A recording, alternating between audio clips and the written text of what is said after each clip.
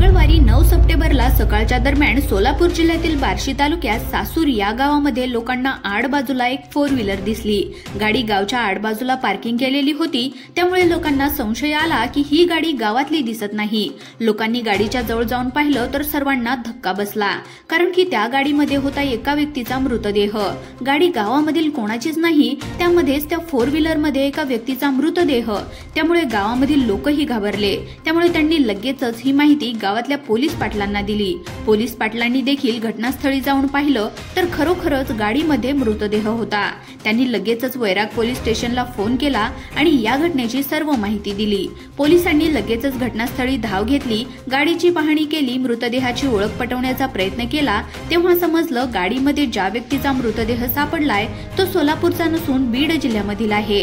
गाडीमध्ये जो मृतदेह सापडला होता तो बीड जिल्ह्यातील लुखामसला या गावातील माजी उपसरपंच गोविंद बर्गे यांचा होता। गोविंद बर्गे यांच्या डोक्यातून गोळी आरपार झाली होती। गाडीमध्ये ज्या पद्धतीने मृतदेह सापडला त्यावरून हे चित्र दिसत होतं, गोविंद यांनी स्वतःला गोळी मारून घेतली आहे। पण गोविंद यांच्या घरच्याचा आरोप होता त्यांची कोणीतरी हत्या केली। पोलिसांनी जेव्हा गोविंद यांच्या कुटुंबातील सांगण्यावरून या घटनेचा शोध घ्यायला सुरुवात केली तेव्हा एक नाव समोर आलं, कला केंद्रामध्ये काम करणारी नर्तकी पूजा गायकवाड। गोविंद बर्गे यांनी जर स्वतःलाच गोळी झाडून स्वतःचं जीवन संपवलं असेल तर पोलिसांच्या तपासामध्ये कला केंद्रामध्ये काम करणारी नर्तकी पूजा गायकवाड हीच नाव कसं काय आलं? सासूर गावामध्ये ज्या पद्धतीने गाडी सापडली तेव्हा नेमकं तिथं काय घडलं होतं? गोविंद बर्गे यांची आत्महत्या आहे की हत्या आहे? आणि जर ही हत्या आहे तर यामागे कोणाचा हात आहे? संशयित आरोपी पूजा गायकवाड हिनेच गोविंद बर्गे यांची हत्या केली का? चला तर सविस्तर माहिती आज आपण या व्हिडिओच्या माध्यमातून जाणून घेऊयात। 38 वर्षीय गोविंद बर्गे हे बीड जिल्ह्यातील गेवराई तालुक्यामधील लुखामसला या गावचे माजी उपसरपंच। गोविंद यांचा मूळ व्यवसाय म्हणजे जमीन खरेदी विक्री करणे, प्लॉट खरेदी विक्री करणे, त्याशिवाय राजकीय पार्श्वभूमी, त्यामुळे गोविंद बर्गे यांच्याकडे चांगल्या प्रमाणामध्ये पैसा होता। गोविंद बर्गे यांचं लग्न झालं होतं, घरामध्ये त्यांची पत्नी, 6वी मध्ये शिकणारा एक मुलगा आणि 9वी मध्ये शिकणारी एक मुलगी, असा त्यांचा सुखी संसार एकदम आनंदात चालू होता। पण राजकीय पार्श्वभूमी, प्लॉटिंगचा व्यवसाय आणि तगडा पैसा यामधून गोविंद त्यांच्या मित्राबरोबर कला केंद्रामध्ये जायला लागले। आजपासून साधारणतः 1.5 वर्षापूर्वी ते थापडी तांडा या कला केंद्रामध्ये गेले होते। त्याच कला केंद्रामध्ये गोविंद यांना एक नर्तकी दिसली होती आणि त्या नर्तकीचा डान्स गोविंदला प्रचंड प्रमाणात आवडला होता। त्यानंतर बऱ्याच दिवसांनी गोविंद हे धाराशिव मधील पारगाव या ठिकाणी असलेल्या कला केंद्रामध्ये गेले होते। त्या कला केंद्रामध्ये गोविंद यांना तीच नर्तकी दिसली जी त्यांना अगोदर दिसली होती। पण यावेळेस गोविंद यांना नर्तकीच्या डान्स बरोबर तिचं सौंदर्यही आवडलं होतं। नर्तकीचं नाव होतं पूजा गायकवाड। तिथील कार्यक्रम संपल्याच्या नंतर गोविंद यांनी पूजा गायकवाडची भेट घेतली आणि तिला स्पष्ट सांगितलं, मला तुझा डान्स आवडला। त्याच वेळेस दोघांनी एकमेकांचे नंबर घेतले आणि त्यांचं फोनवरती बोलणं चालू झालं। पूजा गायकवाड ही 21 वर्षाची डान्सर, सासूर हे तिचं मूळ गाव, धाराशिव मधल्या पारगाव कला केंद्रामध्ये ती नर्तकी आहे।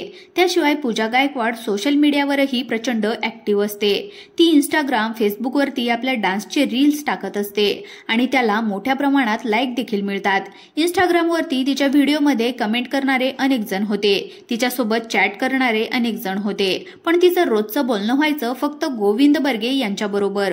गोविंद आणि पूजा यांच्या बोलण्याचं हळूहळू रूपांतर प्रेमामध्ये झालं। ते एकमेकांशी भेटायचे, बोलायचे आणि भेटल्यानंतर पूजा आपल्याला काय काय पाहिजे ते सर्व ती गोविंदला सांगायची। गोविंद देखील पूजाचे हट्ट लगेच पुरवायचा। छोट्या मोठ्या गोष्टी तर गोविंद पूजाला द्यायचाही। त्याशिवाय पूजाला 1 लाख रुपयाचा आयफोन देखील त्यांनी घेऊन दिला होता। तसंच तिच्या भावाला एक बुलेट देखील घेऊन दिली होती। ज्या सासुरे गावामध्ये पूजाची आई राहत होती त्या घराला गोविंद यांनी रिनोव्हेशन करून दिलं होतं। गोविंद यांचे मेहुणे लक्ष्मण यांनी पोलिसांना दिलेल्या माहितीनुसार जवळपास 5 महिन्यापूर्वी गोविंद बर्गे यांनी पूजाच्या मावशीच्या नावावर 5 एकरचा प्लॉट तसेच इतर नातेवाईकांच्या नावावरती देखील काही शेती खरेदी करून दिली होती। पूजा आणि गोविंद हे जेव्हापासून एकमेकांच्या संपर्कामध्ये आले त्याला जवळपास वर्ष होऊन गेलं होतं। गोविंद बर्गे आणि पूजा गायकवाड या दोघांचे प्रेमसंबंध व्यवस्थित चालू होते, कोणताही प्रॉब्लेम नव्हता. पण एक दिवस पूजा गोविंदने बांधलेला बंगला पाहण्यासाठी त्याच्या घरी गेली होती. गोविंद यांनी गेवराईमध्ये एक मोठा बंगला बांधला होता. तो पाहण्यासाठी पूजा आणि त्यांचा एक मित्र बरोबर गेले होते. गोविंद यांनी बांधलेला बंगला त्यावेळेस पूजाला खूप जास्त आवडला. गोविंद आणि पूजा त्या बंगल्यामध्ये 2 ते 3 दिवस राहिले. पण तिथून निघताना पूजा गोविंदला म्हणाली, हा बंगला तू माझ्या नावावरती कर. मग गोविंद स्पष्टपणे पूजाला म्हणाले, मी हा बंगला तुझ्या नावावरती करून देऊ शकत नाही. तुला पाहिजे तर मी तुला दुसऱ्या जागेवरती बंगला बांधून देईल. जर हा बंगला मी तुझ्या नावावरती केला तर माझ्या घरामध्ये सर्वांना माहिती होईल, माझ्या नावाची मोठी बदनामी होईल. गोविंदच्या तोंडून हे शब्द ऐकल्याच्या नंतर पूजा काही दिवस शांत झाली. पण पुन्हा तिने तो बंगला माझ्या नावावर करून दे असं गोविंद पाटील यांना तगादा लावला. बंगल्याच्या वादावरून दोघांमध्ये अनेक वेळा खटले उडाले होते. तरी देखील पूजा आणि गोविंद हे एकमेकांना भेटायचे. एवढेच नाही तर त्यांचे शारीरिक संबंध देखील व्हायचे. गोविंद अक्षरशः पूजाच्या प्रेमामध्ये वेडे झाले होते. जसं पूजा सांगेल तेवढा खर्च गोविंद तिच्यासाठी करायचा. पूजाने गोविंदला कोणतीही गोष्ट मागितली तर गोविंद लगेच द्यायचे. परंतु बंगला नावावरती कर या गोष्टीला मात्र गोविंद यांचा विरोध होता. गोविंद आपल्या नावावरती बंगला करत नाही हे पाहून पूजाने काही दिवस गोविंदशी बोलणं बंद केलं. काही दिवसांनी पुन्हा बोलणं चालू केलं. कारण की पूजाची सवय होती तिला कोणती गोष्ट पाहिजे असेल आणि जेव्हा गोविंद नाही म्हणेल तेव्हा ती गोविंद सोबत बोलणं बंद करायची. आणि त्यावेळेस गोविंदला समजायचे पूजा आपल्यावरती नाराज झाली आणि ती गोष्ट मग गोविंद तिला आणून द्यायचे. पण यावेळेस पूजा गायकवाडने एक पाऊल पुढे टाकलं. पूजा गोविंद यांना म्हणाली, माझा वाढदिवस येतोय आणि वाढदिवसाच्या दिवशी मला मोठं गिफ्ट हवंय. माझ्या नावावरती 5 एकर जमीन करून द्यावी. असं जर झालं नाही तर मी तुमच्यासोबत बोलणं बंद करेल. एवढंच नाही तर माझ्याबरोबर गोविंदने अत्याचार केले अशी सुद्धा मी कंप्लेंट देईल. पूजाने दिलेल्या धमकीला गोविंद अत्यंत घाबरले. हे पाहून पूजाने वारंवार गोविंद यांना माझ्यावरती अत्याचार केले, मी असं पोलिसांमध्ये तक्रार दाखल करेल अशा प्रकारच्या धमक्या द्यायला गोविंदला सुरुवात केली. या दिलेल्या धमकीमुळे गेल्या आठवड्याभरापासून गोविंद डिप्रेशनमध्ये गेले. त्यांनी नातेवाईक मित्राबरोबर बोलणंही बंद केलं. पूजाने जर खरंच आपल्या विरुद्ध तक्रार दिली तर आपली मोठी बदनामी होईल, आपल्या कुटुंबातील लोकांना माहिती पडेल. सर्वांची भीती गोविंद यांना होती. पूजाने कोणत्याही प्रकारची पोलीस कंप्लेंट करू नये म्हणून ते वारंवार पूजाला फोन करत होते. पण पूजा कोणत्याही प्रकारचा त्यांचा फोन उचलत नव्हती. त्यामुळे गोविंदच्या मनामध्ये आणखी जास्तच भीती वाढत चालली होती. 8 सप्टेंबरला गोविंद पूजा पारगावच्या ज्या काही कला केंद्रामध्ये काम करत होती त्या ठिकाणी गेले. तेथील मॅनेजरने पूजा आणि गोविंद यांची भेट होऊ दिली नाही. नंतर गोविंद यांनी पूजाच्या मैत्रिणीच्या मार्फत पूजाशी संपर्क करण्याचा प्रयत्न केला. तरी देखील पूजाने काही रिस्पॉन्स दिला नाही. आठवडाभर ते पूजाचा फॉलोअप घेत होते तरी देखील पूजा त्यांच्यासोबत बोलायला तयार नव्हती. त्यामुळे गोविंद यांनी पूजाचे सासुरे गावामधील घर गाठलं. तिथे जाऊन गोविंदने पूजाला व्हिडिओ कॉल केला. पूजाला त्या व्हिडिओ कॉलवरती गोविंद म्हणाले, तू जर माझ्याबरोबर बोलली नाहीस तर मी स्वतःला संपवून घेईल.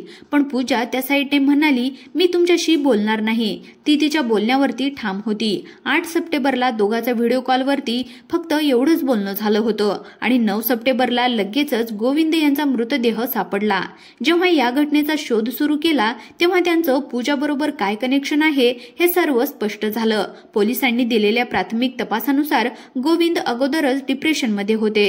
त्यामध्येच पूजा गोविंदला वारंवार धमक्या देत होती. त्यामुळे त्यांनी स्वतःला संपवलं असेल असं पोलिसांनी अंदाज व्यक्त केलाय. ज्यावेळेस गोविंद 8 सप्टेंबरला पूजाला भेटण्यासाठी जात होता तेव्हा त्याच्या अनेक मित्रांनी सांगितलं होतं, तू पूजाचा नाद सोडून दे, भर रात्री गाडीने एकटा प्रवास करू नको. पण त्यांनी मित्रांचंही ऐकलं नव्हतं. पूजा आपल्याशी बोलत नाही या विचारामध्ये आपण काय करतो याचं देखील भान गोविंद यांना राहिलं नव्हतं. गोविंद ज्या गाडीमध्ये सासुरे गावाला आले होते त्याच गाडीमध्ये त्यांचा मृतदेह सापडला. ज्या घरासमोर ही गाडी होती ते घर होतं पूजाचं. जेव्हा पोलीस घटनास्थळी आले होते तेव्हा पूजाच्या भावाने सांगितलं, गोविंद आणि त्याची बहीण पूजा या दोघांचे प्रेमसंबंध होते. ज्या गाडीमध्ये गोविंद यांचा मृतदेह सापडला ती गाडी आतमधून लॉक होती. त्यामुळे गोविंद यांच्या घरच्यांनी संशय व्यक्त केलाय. गोविंद यांची हत्या झाली असावी, त्यांना स्वतःला संपवलं नसावं यासाठी पोलिसांनी पूजा गायकवाड हिलाही ताब्यात घेतलंय. गोविंदने स्वतःला का संपवलं, गोविंदची हत्या आहे की आत्महत्या, तुम्हाला याविषयी काय वाटते आपल्या कमेंट बॉक्समध्ये नक्की कळवा. आणि जर तुम्ही आपल्या YouTube चॅनलवर पहिल्यांदाच आले असाल तर चॅनलला देखील सबस्क्राईब करायला विसरू नका. धन्यवाद.